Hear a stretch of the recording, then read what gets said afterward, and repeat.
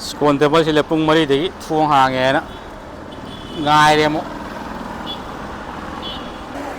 स्कोन table से मागी bridge की पिलर नंबर क्या है 285 286 सी मरक्त लेरे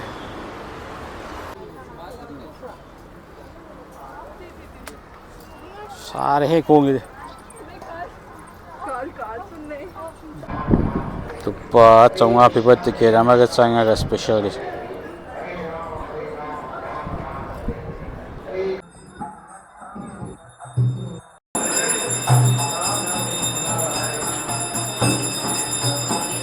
अस फजरे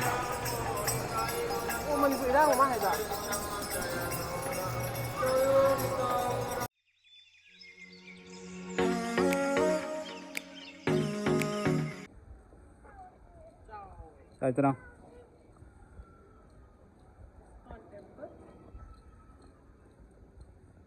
để map cũng thì tao cái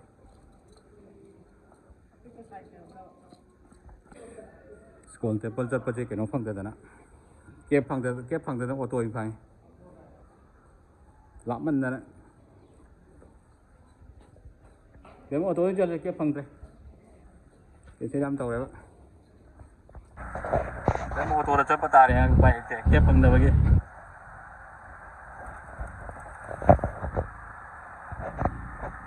लामनदना फंगदेबा केप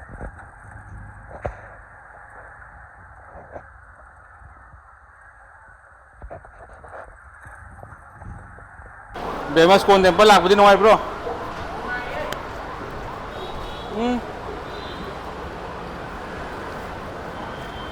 तो कुम्मगा चलाने कुल संगल स्कोन टेबल से पुंग मरी थों हांगे गायरे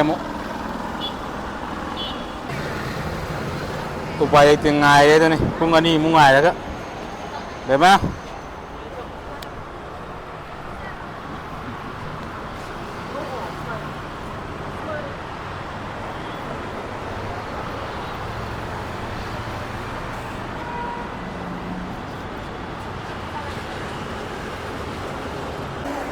स्कोन टेबल से मागी ब्रिज की पिलर नंबर क्या है 285 286 सी मरक्त लेरे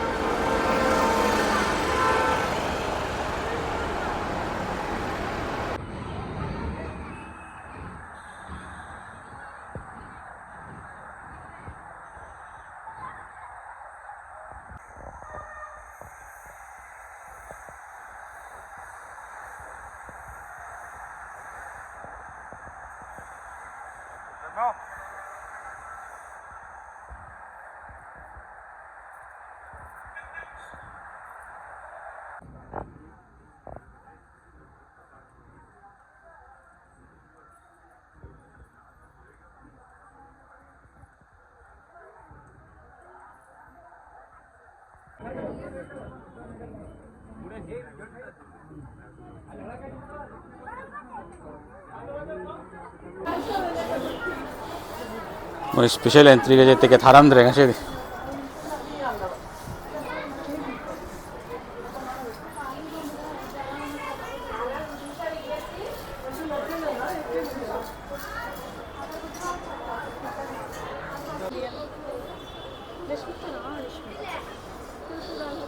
फजा बजाने साउनगा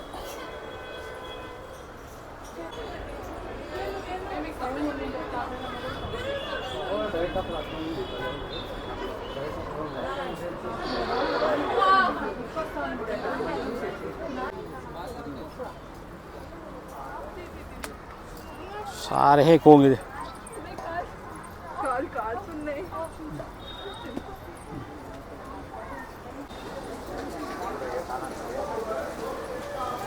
वो है कोंगे दे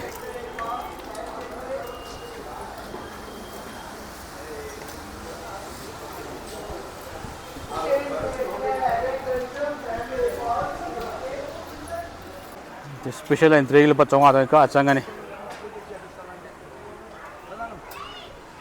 बेमा को बेमा बेमो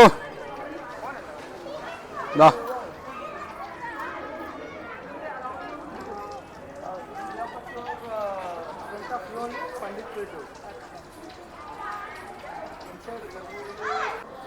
साबदा ngauraba sane si thara phamo makha thara phamo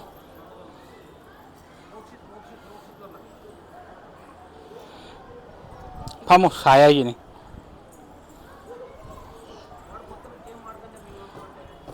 inga ba ka pharawa saya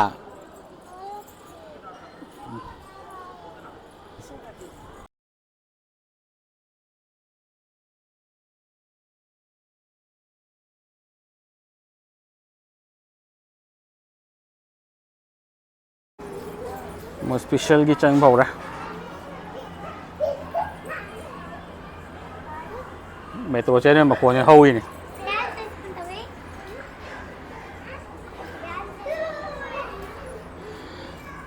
cái hoàng cháu nó lùi đi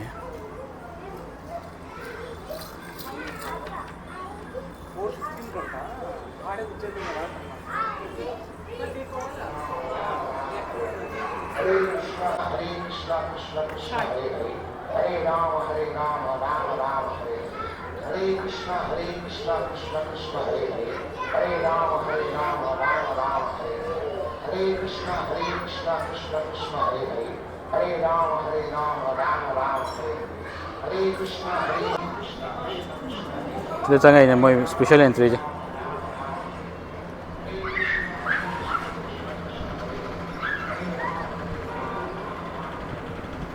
Food tu apa ya? Malay karam bay no. Bisa ada berapa? 108. 108. Step se. Tiga. Tai se jam ni pan hari ni hari nam. Jam ni pan pun.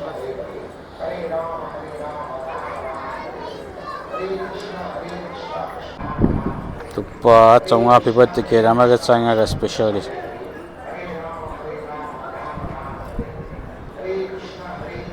Bema. Tiket nama ni ayo. Meter ya ba. Si tiket sini. Tiket nama nak kai target. Maximum 6%. Yes, mi jakoi ke wali. Kung ni terang amu cakap lagi apa? Bema kerja saya ni orang itu. Kerja saya ni.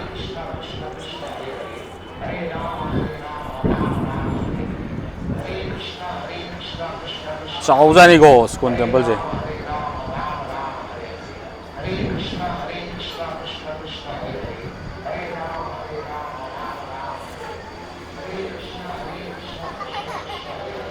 Bema.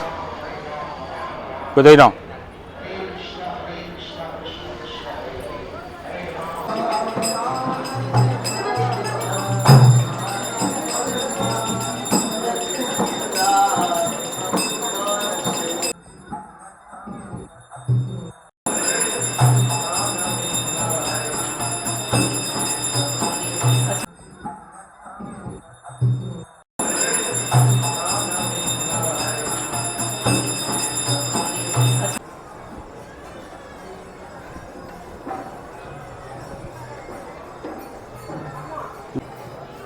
Mi kare kai phai.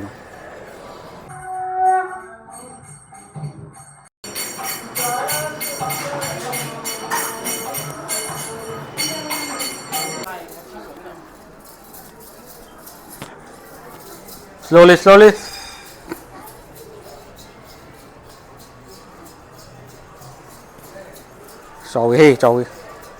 Asfajar.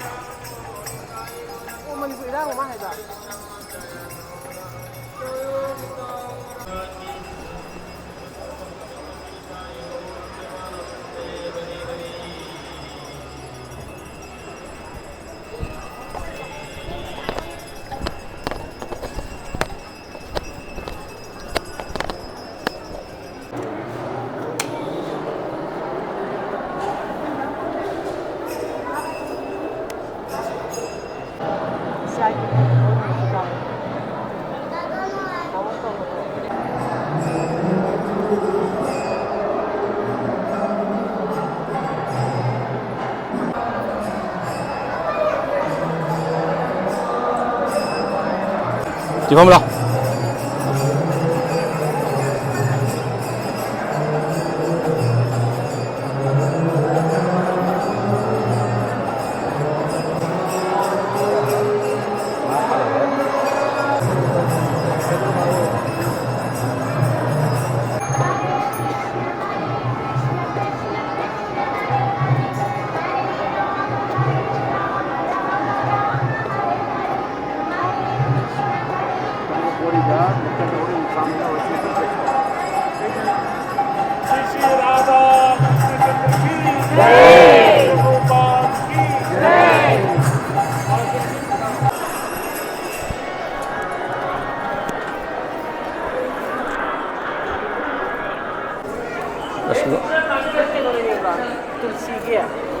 ra đấy हरे नाम चाप lại còn một lùi rồi mới đó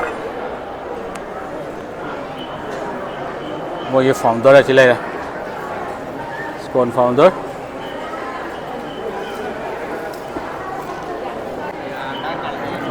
guitar thầm nó rồi mà đây chứ nó tròn guitar thầm nó vào đây thôi chứ wow không được rồi đâu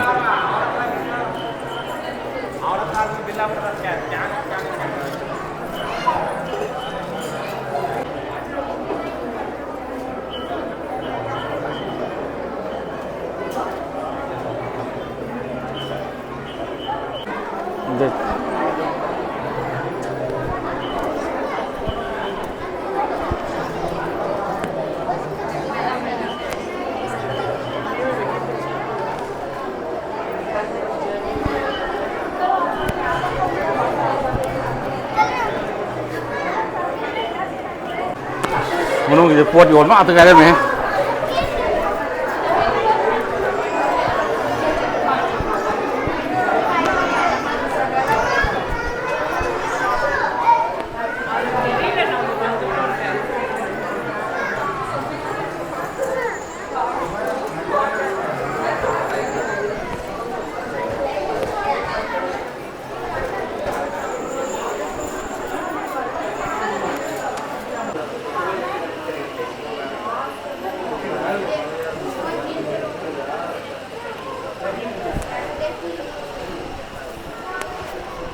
lo cho lo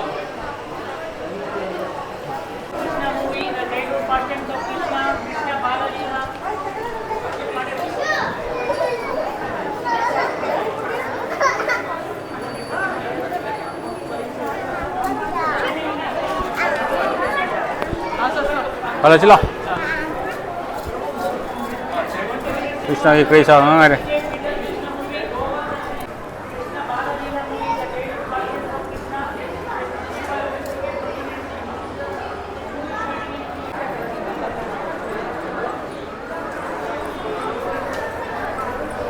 Yam yole है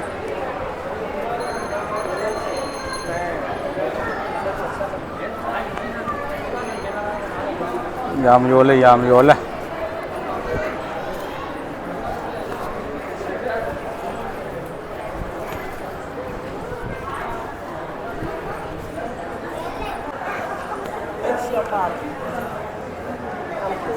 Tengah Krishna ngarang na hana lay dah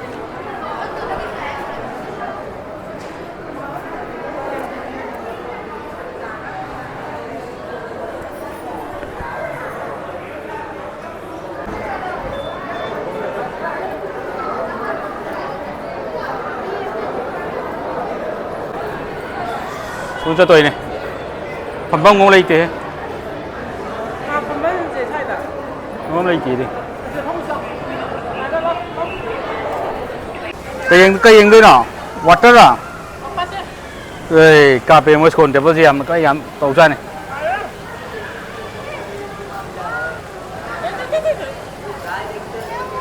năm Sino 이거 jadi kan orang ini sah.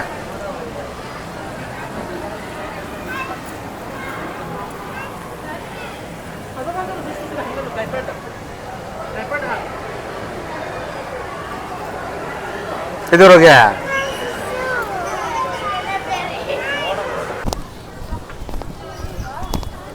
ꯌꯥꯝ ꯇꯧꯔꯤꯕꯖꯥꯠꯅꯤ ꯁ꯭ꯀꯨꯜꯁꯦ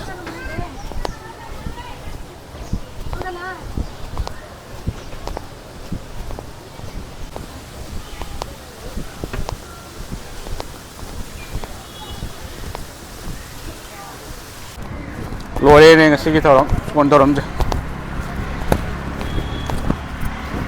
ꯂꯣꯏꯔꯦ school ꯂꯣꯏꯔꯦ ꯕꯦꯝ ꯋꯥꯕ꯭ꯔꯥ ꯋꯥꯕ꯭ꯔꯣ ꯕꯦꯝ ꯁꯣꯝꯗ ꯂꯥꯛꯑꯣ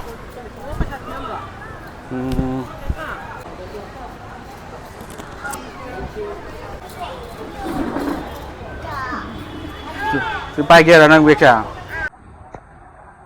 ꯂꯣꯏꯁꯤꯜꯂꯦ ꯁ꯭ꯀꯨꯜꯒꯤ ꯉꯁꯤ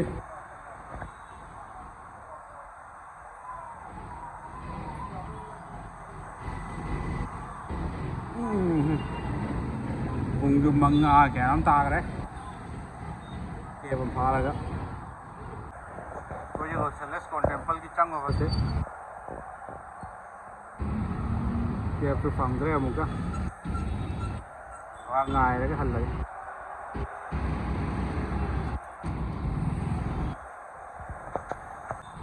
ꯕꯗꯥꯝ ꯆꯥꯔ ꯈꯥꯡꯉꯤ ꯎꯄꯥꯏ ꯂꯩꯇꯦ ꯏꯕꯦꯝꯃ ꯍꯥ ꯀꯦꯕ ꯉꯥꯏꯕꯗ ꯂꯨꯄꯥ 500ꯒ ꯇꯥꯏ